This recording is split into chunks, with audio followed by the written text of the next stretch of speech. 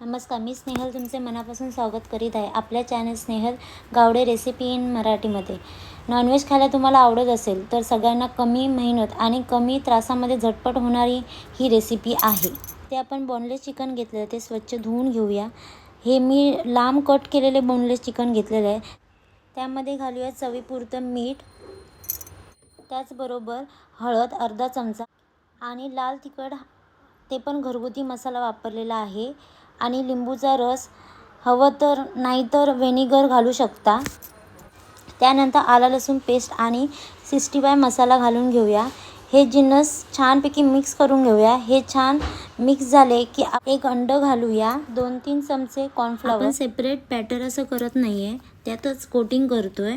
तुम्ही अर्धा तास आधी पण मॅरिनेट करून घेऊ शकता, पण मी कॉर्नफ्लॉवर घालून मग अर्धा तास मॅरिनेटला ठेवते. कुठलाही पदार्थ तळतो तेव्हा लो टू मीडियम हीटवर तळा. तेल घालून घेऊया. बऱ्यापैकी तेल गरम झालं की चिकन सोडूया.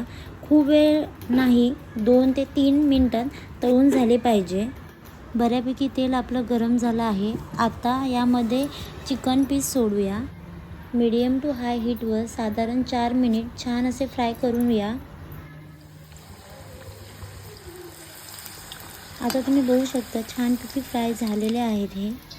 आता हे फ्राय झालेले चिकन बाजूला काढून घेऊया. आता याच पद्धतीने सगळे चिकन फ्राय करून घेते. हीट एकसारखी ठेवायची तळताना. चिकन चिलीसाठी soya sauce, green chilli sauce, red chilli sauce, tomato sauce. आता आपण तेल घेऊया. तेल गरम झालं की बारीक चिरलेलं आलं घालूया. आलं व्यवस्थित भाजलं की त्यामध्ये लसूणच्या पाकळ्या घालून घेऊया. ते आता मिक्स करून घेऊया 30 सेकंद. खूप वेळ करायची गरज नाही. आलं लसूण भाजून झाल्यानंतर आपण कांदा आणि ढोबळी मिरचीचे छोटे कट करून ठेवलेले आहेत. त्यामध्ये कांदा आणि ढोबळी मिरची घालून घेतली आहे आणि ती मिक्स करून घेऊया. एखाद मिनिट आपण टॉस करून घेऊया. हे त्यामध्ये आता फ्राय केलेले पकोडे घालूया. सॉससाठी आता आपण टॅमॅटो सॉस घालून घेऊया. आता red chilli sauce, green chilli sauce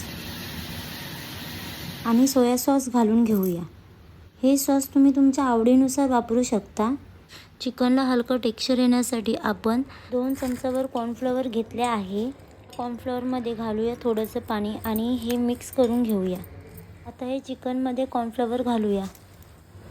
त्यावरती कोथिंबीर घालून घ्या. रेसिपी आवडली तर यूट्यूबवरती स्नेहल गावडे रेसिपी इन मराठीला नक्की सबस्क्राईब करा.